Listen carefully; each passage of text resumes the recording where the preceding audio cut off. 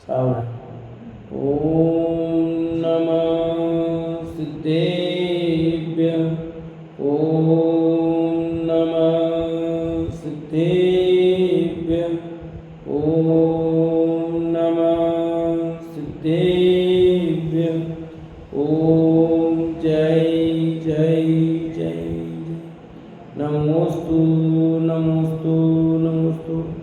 नमो अर्यन्ताणं नमो सिद्धाणं नमो ऐलियाणं नमो वज्रायाणं नमो लोये सवसावणं।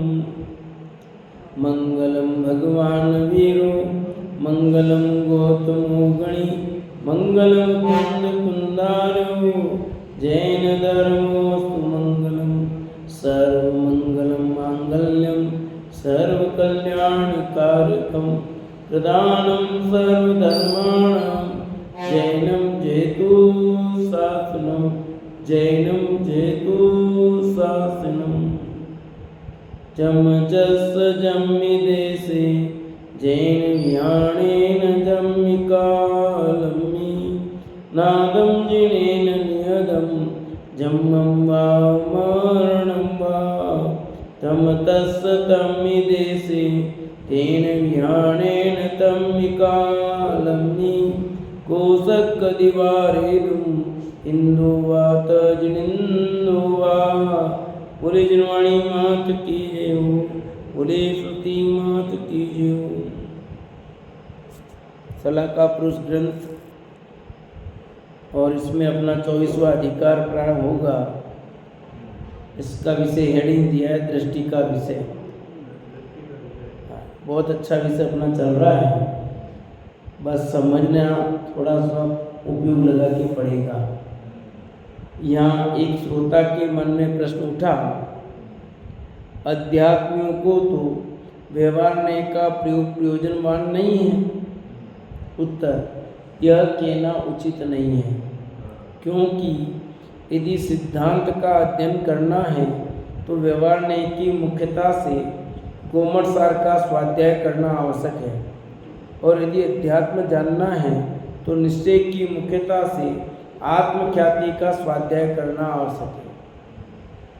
ठीक है, कि व्यवहार ने प्रयोजनवान नहीं है, बात गलत है। अध्यात्मियों को तो गलत है कि नहीं, अध्यात्मियों को भी आवश्यक है, सबके लिए है। जिस जिस भूमिका में जो जो योग्य वह होगा। हाँ, इतना अवश्य है कि आत्मानुभूति के काल में निश्चय को ही मुख्य रखना चाहिए, व्यवहार को नहीं। तत्व के अन्वेषण के काल में शुद्धात्मा को युक्ति अर्थात नए प्रमाण द्वारा पहले जाने, पश्चात आराधना के समय अनुभव के काल में नए प्रमाण नहीं है, क्योंकि वह प्रत्यक्ष अनुभव है। जब शोध का विषय है तब सब कुछ होगा, और जब अनुभव का काल है उसमें नए प्रमाण नहीं रहेंगे, तो आनंद का काल है। पहले मैंने उदाहरण दिया था, याद हो तो। भाई हमें कोई चीज़ बनानी है तो उस बनाने में क्या क्या लगेगा सब सोचना पड़ेगा, पर उसका बन करके रेडी है, खाना हो तो उसमें वो विचार नहीं है ना। बेसन चक्की बनानी हो तो बेसन चक्की में कितना बेसन लेना, कितनी शक्कर लेना है, कितना घी जाएगा, कैसे बनेगा, क्या होगा, सब विचार करना पड़ेगा।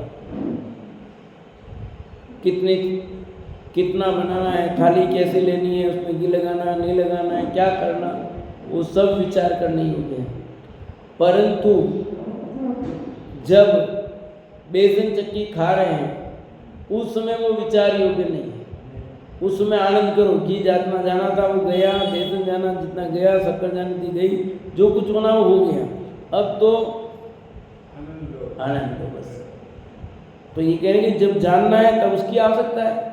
जब बेसन चक्की बनानी है तब बेसन कैसा चाहिए, बेसन कितना चाहिए, घी कितना जाएगा, शक्कर कितनी लेनी है, चाशनी कैसी बनानी पड़ेगी, सब कुछ विचारना पड़ेगा।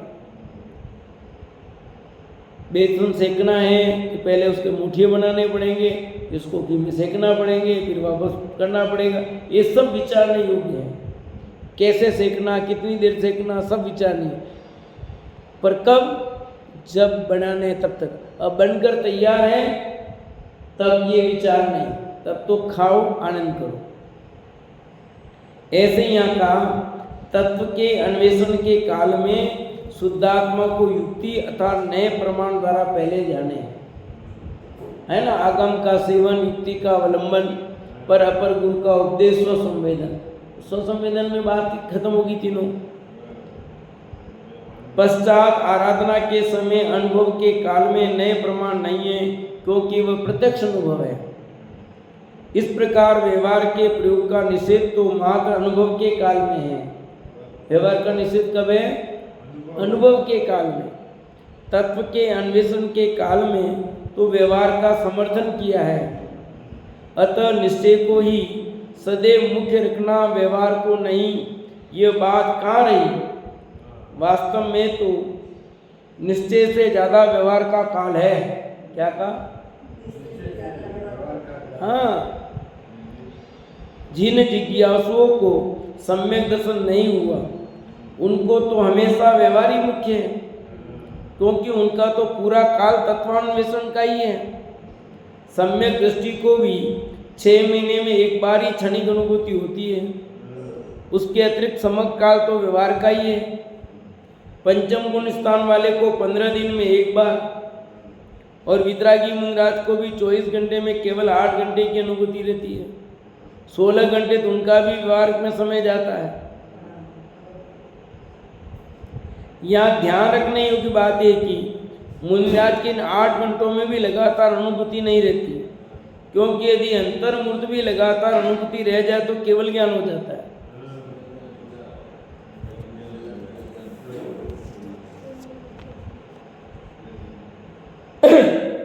अतएव तत्वान्वेषण के काल में व्यवहार मुख्य रहता है, अनुभूति के काल में निश्चय। आगे क्लियर बात कि तत्वान्वेषण के काल में व्यवहार और अनुभूति के काल में निश्चय। इस प्रकार व्यवहार की भी उपयोगिता है। व्यवहार को पूर्ण रूप से उड़ाया नहीं जा सकता। जो ये कहते हैं कि इन्होंने व्यवहार को उड़ा दिया, तो ये पढ़ करके समझ लेना चाहिए कि यहाँ व्यवहार को नहीं उड़ाया है। व्यवहार की भी जहाँ आवश्यकता वहाँ है, जहाँ निश्चय की जरूरत है वहाँ निश्चय, और जहाँ व्यवहार की जरूरत है वहाँ व्यवहार। अनुभूति के काल में वहाँ नहीं रहेगा।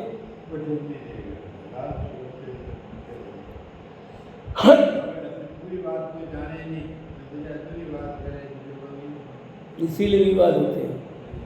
आगम में जो पर्याय को गौण करके लिखा है, वहाँ गौण का अर्थ पर्याय की सत्ता की अस्वीकृति नहीं है, तथा मुख्य जो सो निश्चय, गौण सो व्यवहार, इन परिभाषाओं का अर्थ यह नहीं है कि निश्चय को सदैव मुख्य रखना चाहिए और व्यवहार को सदैव गौण रखना चाहिए। द्रव्यार्थिक नय के विषय को गौण करके और पर्यार्थिक नय के विषय को मुख्य करके ऐसा भी उसी आगम में लिखा मिलता है।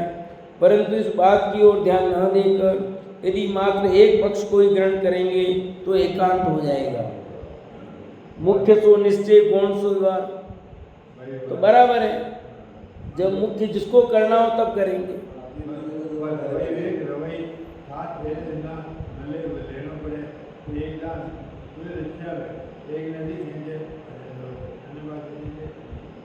तो यहाँ पर जिस अपेक्षा से जिनवाणी में जैसा कथन हो, वक्ता जिस अभिप्राय से कथन कर रहा है उसको समझना जरूरी है। अतः ऐसा समझना चाहिए कि जो जो पर्यार्थिक नय के विषय हैं उनकी पर्याय संज्ञा है, और जो जो द्रव्यार्थिक नय के विषय हैं उनकी द्रव्य संज्ञा है। जिनकी द्रव्य संज्ञा है वे दृष्टि के विषय में शामिल हैं, और जिनकी पर्याय संज्ञा है वे दृष्टि के विषय में शामिल नहीं है। दृष्टि के विषय में शामिल नहीं है इसका अर्थ ये नहीं कि उनकी सत्ता नहीं है। सत्ता से इनकार करना नहीं है, सत्ता है पर वो द्रव्य दृष्टि के विषय में शामिल नहीं है, वो पर्याय दृष्टि में शामिल है। तो पर्याय की सत्ता अपनी है। सामने वाला मेरे लिए उपयोगी नहीं है अलग बात है, पर उसकी सत्ता ही नहीं, ऐसा थोड़ी है। भाई मेरे लिए ये उपयोगी, मैं इसको लेता हूँ, उसकी उपयोगिता नहीं काम में लेता हूँ, पर उसकी सत्ता ही नहीं है, ऐसा तो नहीं है। तो सत्ता से इनकार नहीं किया गया है, सिर्फ द्रव्य दृष्टि में द्रव्य को मुख्य किया है, पर्याय को मुख्य नहीं किया है। इस प्रकार अध्यात्म में गुण भेद, प्रदेश भेद, द्रव्य भेद एवं काल भेद, इन सब की पर्याय संज्ञा है। जहाँ जहाँ भेद है उन सब की कैसी संज्ञा है? पर्याय संज्ञा है। द्रव्य हो, प्रदेश हो, गुण हो, काल हो, स्वच्छ तुष्ट जो भी है वो सब क्या है? भेद रूप। ये दृष्टि के विषय में सम्मिलित नहीं है।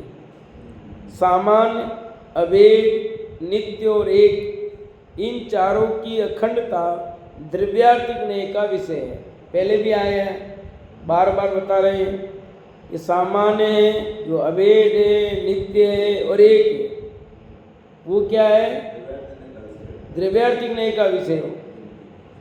इनमें भी जो इनका ये चारपना है वह दृष्टि का विषय नहीं है, क्योंकि वह पर्यार्थिक न्याय का विषय, क्योंकि भेद हो गया ना, चार भेद किया तो वो तो हो गया पर्यार्थिक न्याय का विषय। इनकी जो अखंडता है वो द्रव्यार्थिक न्याय का विषय है। श्रोता का प्रश्न, प्रभु मुख्य गुण का सही स्वरूप क्या है? मुख्य और गुण का सही स्वरूप क्या है?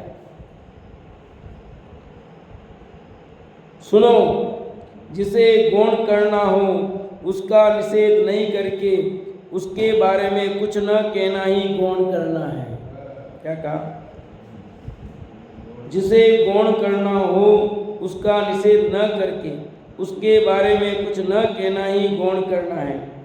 निषेध करते ही तो वो मुख्य हो जाता है। निषेध करते ही क्या हो जाता है? वो मुख्य हो जाता है। चाहे प्रतिपादन करो या निषेध, दोनों में ही मुख्यता हो जाती है। जैसे दृष्टि के विषयभूत आत्मा में पर्याय नहीं है, ऐसा कहकर हमने पर्याय को गौण नहीं किया बल्कि मुख्य कर दिया। गौण तो उस विषय में चुप रहने का नाम है। क्या है गौण का मतलब? क्या है? उतनी देर के लिए जब उसकी आवश्यकता नहीं, चुप है, उड़ा दिया ऐसा नहीं, अभाव करना नहीं।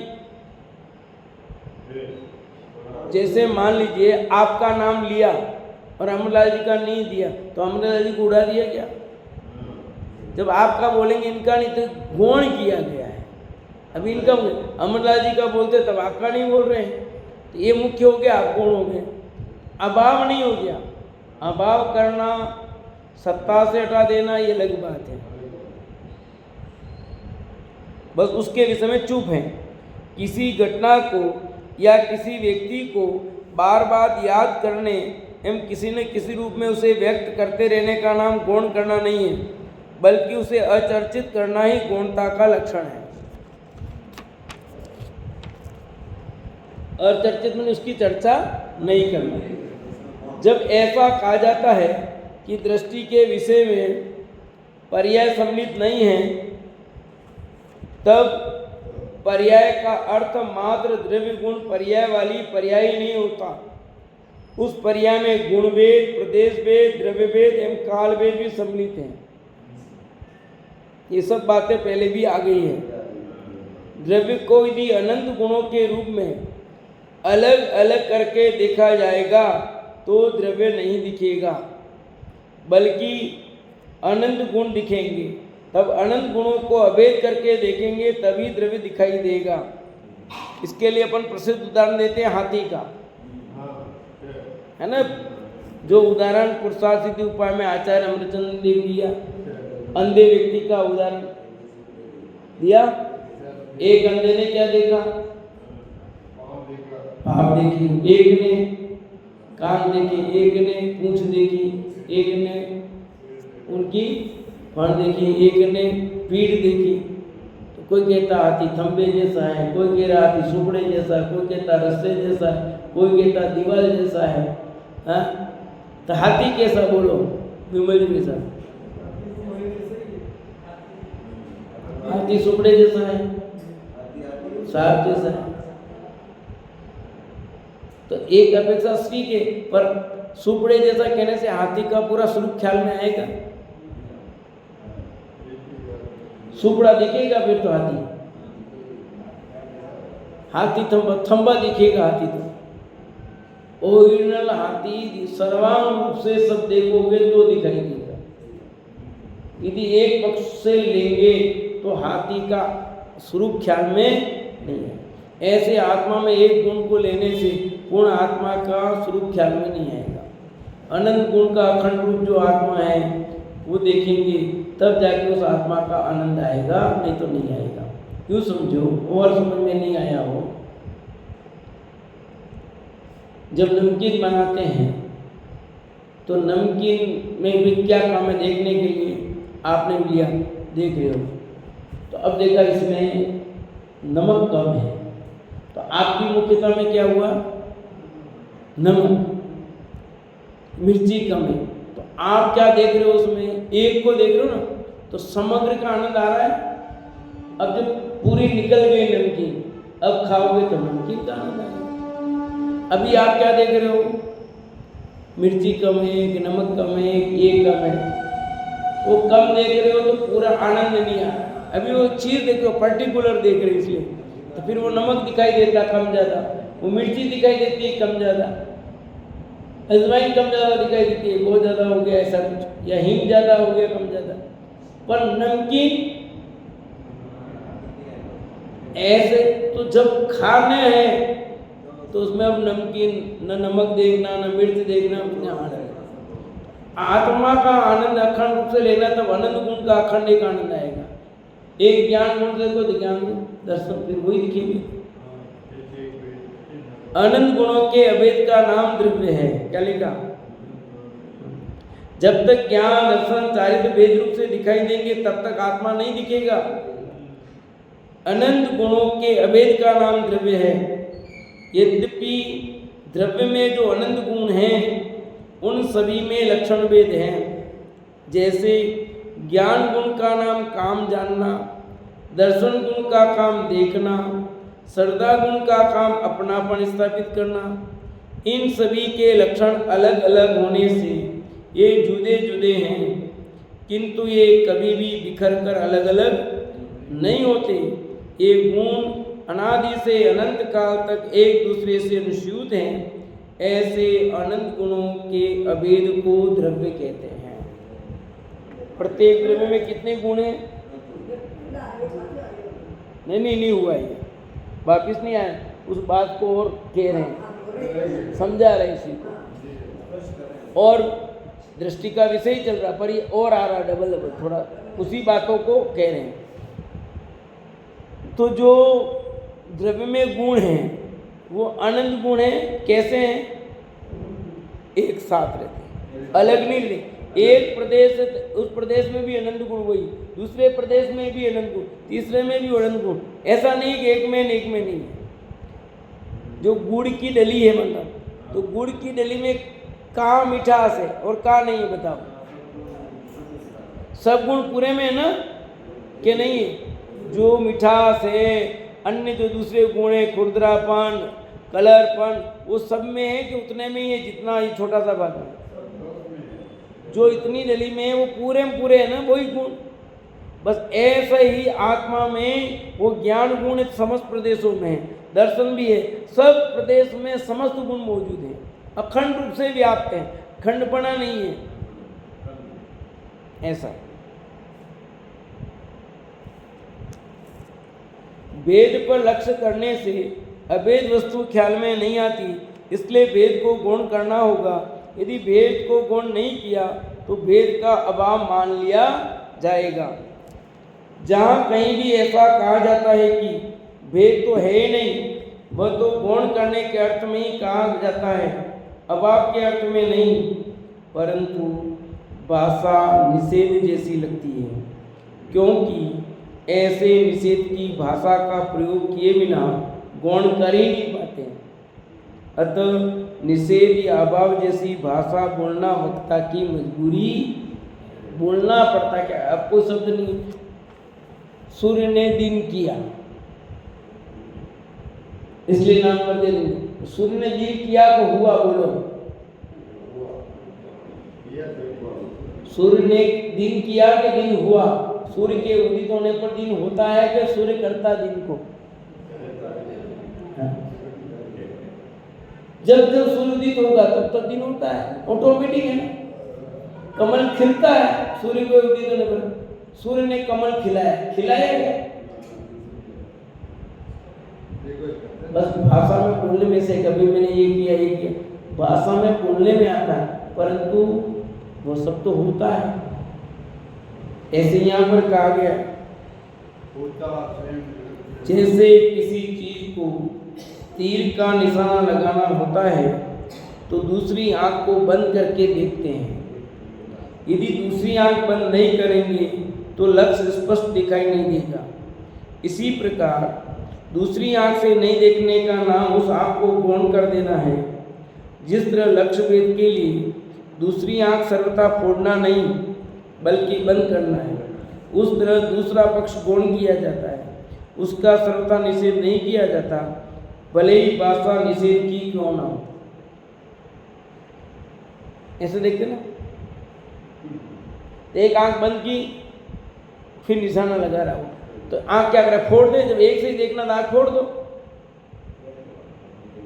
तो इसको गौण किया, अभी इसको इधर इसको एक को बंद किया, एक को खोल के रखा। इसका मतलब ये नहीं कि एक आंख है ही नहीं, एक आंख की जरूरत ही नहीं दूसरी।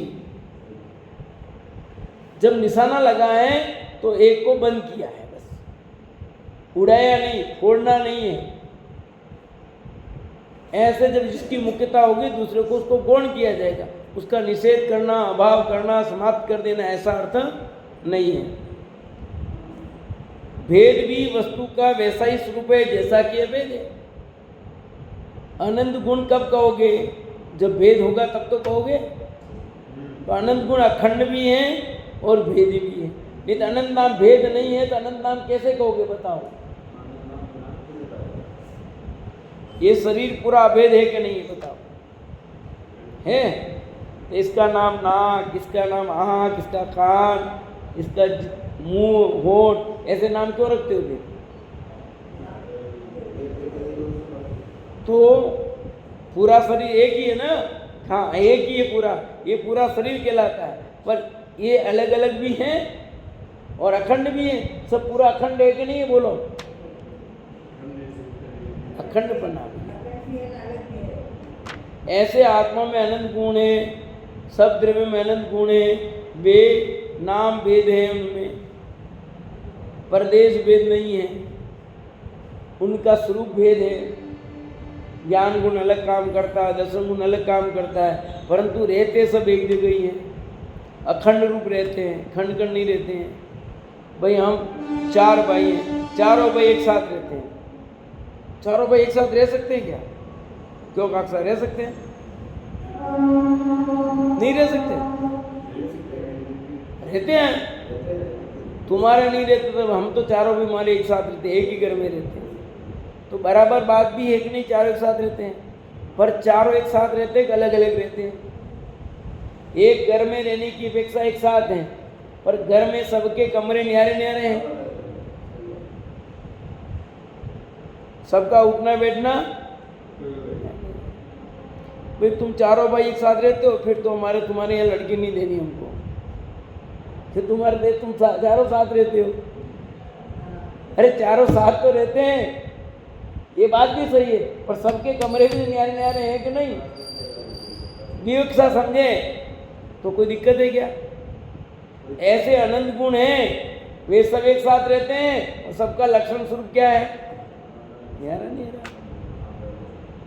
सब एक साथ रहते हैं, सब अपना अपना काम कर रहे हैं। चारों भाई हम एक साथ रहते हैं, पर सबका काम, हम सबका बिजनेस है वो अलग अलग है, सब अपना अपना। और ये हम चारों का एक ही बिजनेस है। ऐसा भी हो सकता है कि नहीं हो सकता है, बोलो? एक ही बिजनेस क्यों चारों का? बस तो फिर कैसे कमा? अरे चारों का बिजनेस एक है तो क्या हुआ, पर चारों का डिपार्टमेंट अलग अलग है। हमारी फैक्ट्री में हम चारों के अलग अलग कार्य हैं, सबका डिपार्टमेंट होगा कि नहीं होगा? भाई एक जना यही काम देखेगा, परचेजिंग करना इसका काम है, सेल करना इसका काम है, अकाउंट ये देखता है, सबका अपना अपना काम और सब मिलके रहते हैं, तो ज़्यादा फायदा उसमें है कि नहीं, कि भेद में फायदा है। तो एकता भी है और अनेकता भी है, समझने की बात है। तो आत्मा में अनंत गुण हैं पर एक साथ रहते हैं, सब आत्मा के ही गुण हैं, सबका व्यापार एक है परंतु सबका व्यापार न्यारा न्यारा, सबके डिपार्टमेंट अलग अलग ही है। ज्ञान गुण जानने का काम ही करेगा, दूसरा नहीं करेगा। दर्शन गुण देखने का ही काम करेगा, दूसरा तीसरा नहीं करेगा। अस्तित्व गुण सबके अस्तित्व को कायम रखेगा, नष्ट नहीं होने देगा, यही काम करेगा। समझे ही नहीं? सब अपना अपना काम कर रहे हैं, इंटरवेल नहीं करते, तो ठीक, तो ठीक है। यही है भैया, सब एक साथ रहते हैं परंतु कोई भी व्यवधान, ये वस्तु का स्वरूप ख्याल में आना चाहिए। यदि अभेद वस्तु को स्पष्ट देखना हो तो भेद को गौण करना ही होगा। उस भेद वाली आंख को अभेद के देखते समय सर्वथा बंद रखना है, हमेशा बंद नहीं रखना है। समय आने पर उसे खोलना भी पड़ेगा। जब निशाना लगा तो आंख बंद करेंगे, निशाना लग जाए तो आंखें खोलेंगे दोनों। अपने वो आंखें टेस्ट कराने जाते हैं तो एक आंख एक आंख बंद कराते हैं, तो फिर यूं रखो, फिर ऐसा करते क्या? एक आंख, अब किससे ज्यादा दिख रहा है, किससे कम दिख रहा है, तू कराते नहीं कराता? अब इससे कम दिख रहा है, इससे ज्यादा दिख रहा है, चश्मा तो भी बोलो फर्क पड़ रहा है नहीं पड़ रहा?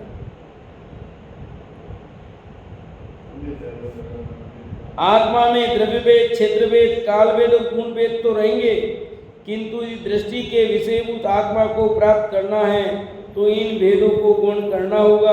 इन चारों के अभेद रूप पर दृष्टि करनी होगी।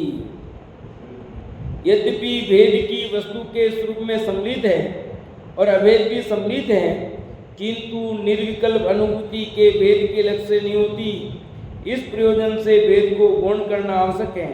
हाँ, जब बात को विस्तार से समझाना हो तब भेद को मुख्य किया जाता है। जब हम पर्याय को नहीं देखते, पर्याय की उपेक्षा करते हैं, तब भी हमारा प्रयोजन पर्याय को शुद्ध करना ही होता है। प्रयोजन तो क्या है? द्रव्य दृष्टि करने का उद्देश्य क्या है? पर्याय में शुद्धता करना ही तो है।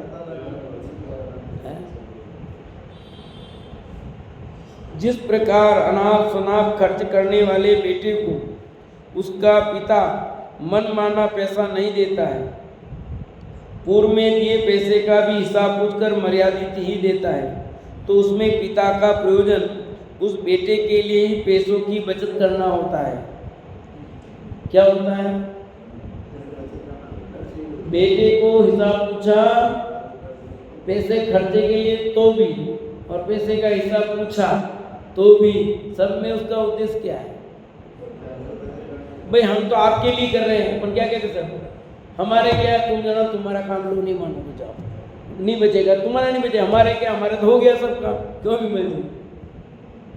अब वो कुछ भी खर्चा करें,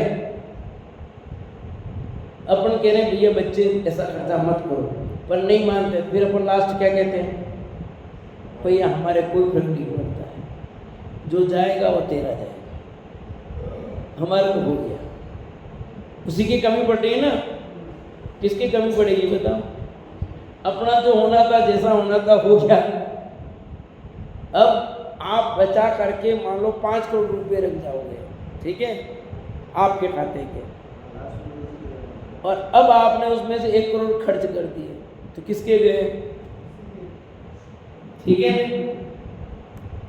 और आप वो खर्चा कर दिया 1 करोड़, आपने नहीं किया, उसने कर दिया, आपने कैसा नहीं करना चाहिए, वो कह नहीं मैं तो करूँगा, तो बेटा मेरा कुछ नहीं है, ये तेरे ही है, हमारे कुछ नहीं है। हमारे तो जीते जी दे कि मरे की बात है, देने थे तो तेरे ही थे ना, किसके थे बताओ? अपने तो क्या है, अपना कितना उसमें से बताओ अमरदास साहब, कितना आपका है? आपका कितना उसमें से? ये घर आपका है ना कि भाई अभी जब देखिए ठीक है, तुम्हारा ही, हमारे क्या करना है? तुम ठीक, हम तो कह रहे हैं भैया गड़बड़ हो रही, ठीक करा दो, नहीं कराओ तो तुम्हारा, कराओ तो ठीक, हमारा तो हो गया। क्या कहेंगे अपन? भैया हमारे कोई ज्यादा फर्क नहीं पड़ने वाला है, तो तुम्हारा ही, नहीं कराओ तो तुम्हारा ही होने वाला गड़बड़, ये कहते नहीं कहते? इसलिए यहाँ पर वो व्यवस्था जो लोग में समझ रहे हो, यहाँ की समझना बराबर। यद्यपि जिस प्रकार अनाप शनाप खर्च करने वाले बेटे को उसका पिता मनमाना पैसा नहीं देता है, पूर्व में दिए पैसे का भी हिसाब पूछकर मर्यादित ही देता है, तो उसमें भी पिता का प्रयोजन उस बेटे के लिए पैसों की बचत करना होता है। हाँ, चलो बेटे को नहीं, अपन दूसरा खर्चा अपन भी कम कर देते, किसके लिए कर रहे हैं?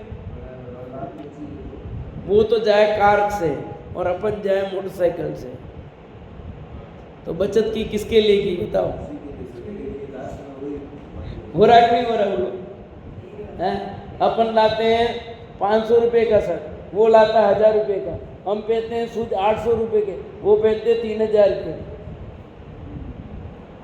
हो रहा कि नहीं हो रहा? बोलो तो किसका जा रहा है? करने दो ना, अपने क्या करना, तुम्हारा ही जा रहा है। हमारे जो पहनना, हमारी आदत, हमारे हिसाब से चलेंगे, अपन अपने हिसाब से चलेंगे, भले वो कुछ भी करे। अपन बचा रहे हैं तो भी, वो खर्च कर रहा तो भी उसका जा रहा है, जो भी हो रहा है, बच रहा है तो उसका, और खर्च हो रहा है तो भी उसका ही। अपने पिताजी कर तब अपना था, पर अपन अब जो कर रहे हैं वो उसके करता है। तो क्यों नहीं अपने हाथ से सही मायने में दान करो, मस्त रहो। जो दान करेंगे वो अपने हाथ का, वो अपना है। जो आपके पास है ना, आपके पास अपना, उसमें से जो भी दान आदि जो भी किया वो अपने खाते का, बाकी सब तो उसके खाते का ही है। जितना भी छोड़ के जाओ, बचा के जाओ, जो कुछ भी करोगे सब किसके खाते का हुआ? हाँ, अपन कंजूसाई कर करके बचा रहे उसके लिए, और वो देखो तो अनाप शनाप खर्चा करते हैं। तो फिर अपने कहते हैं इनके लिए क्यों फिर माथा फोड़ी करना, ऐसा आता नहीं आता है? अपन दुख देखते हैं इनके लिए, और ये देखो मौज उड़ाते हैं, तो अपन काय को दुख देखें? फिर अपने को भी ढंग से रहना। हाँ, वो होगा ही होगा, वो अपन कर नहीं सकते ना, अपनी आदत पड़ी है खर्च कम करने की, अपन वेस्टेज नहीं कर सकते। आप होटल में जाओगे, बोलो आप होटल में जाओगे हैं? पर अपने छोरा छोरी ले जाएंगे, अपन जाएंगे क्या? पूछता हूँ तो 5000 2000 रुपये खर्च करके आ सकते हैं? अपना हाथ ही नहीं चलेगा। तुम्हारा 2000 रुपये अगर मैं मंदिर में दूंगा, बटे क्यों दूँ? अपना परिणाम ऐसा आता है, और उनका परिणाम क्या आता है? मौज मस्ती से वहाँ करेंगे, मंदिर में ठीक है देते रहेंगे वो लोग। अपना परिणाम 2 पैसा बचत अपन यहाँ दें ना, उसमें क्यों फालतू खर्च करें? उस होटल में क्या मिलेगा? अपन अपना सोच अलग है और उनकी सोच अलग है।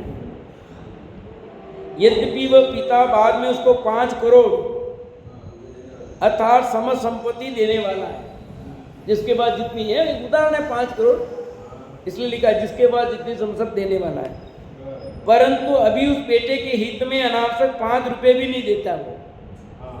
जो सब देने वाला है फिर भी अभी अनावश्यक रुपये नहीं देता वो। और बेटा कहे है तो मेरा ही, क्यों नहीं दे रहे हो आप? होगा तेरा, पर नहीं दूंगा।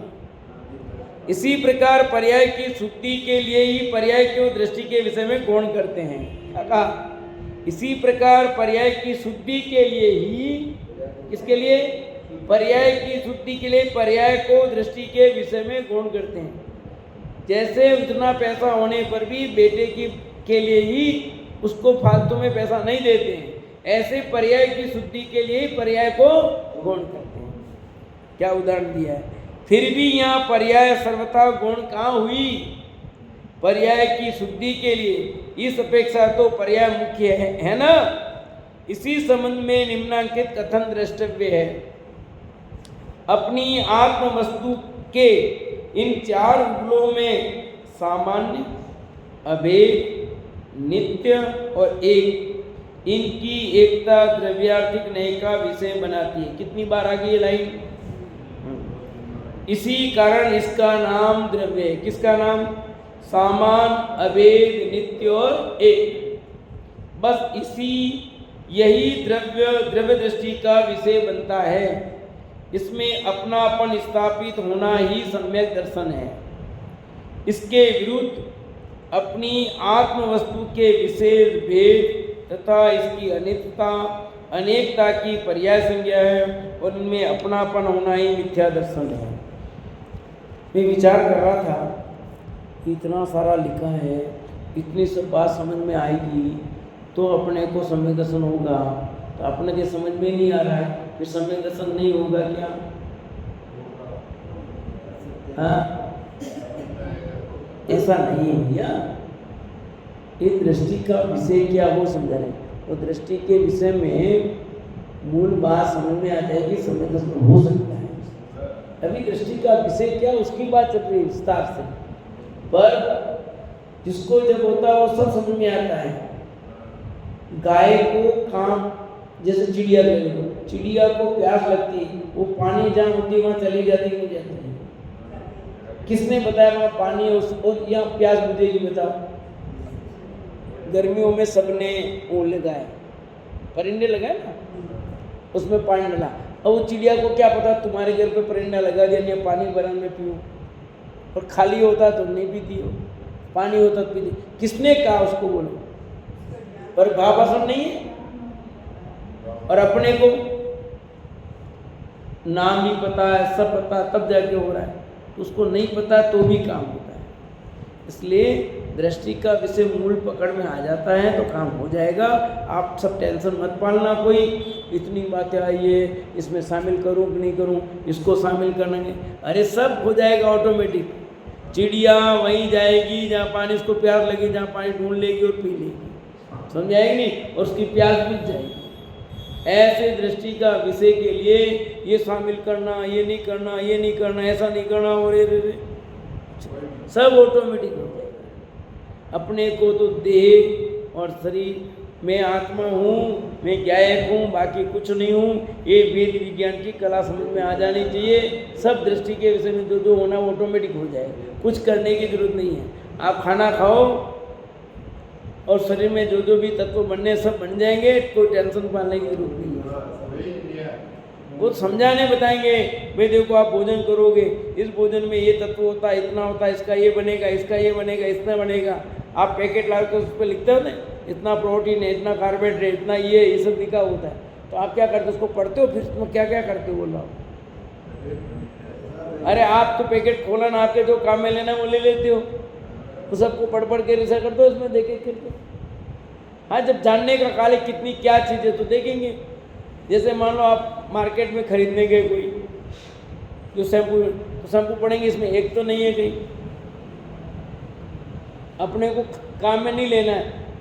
वो लाते ना बाजार से टमाटर का वो सोर्स, अब उसमें जिसको नहीं खाता उन्हें तो देखता पड़ता, सब पढ़ना पड़ेगा उसमें, भाई इसमें ओनियन तो नहीं, ओनियन मतलब प्याज तो नहीं है, लहसुन तो नहीं है, इससे रही चाहिए अपने को ना, तो देखना पड़ेगा। पर अब खाना तब, अब देख के लिया है ना कंप्लीट, अब खाना तब क्या करना? जब खरीदना था ये है तो नहीं देखना, उसमें जरूरी था, बाकी अब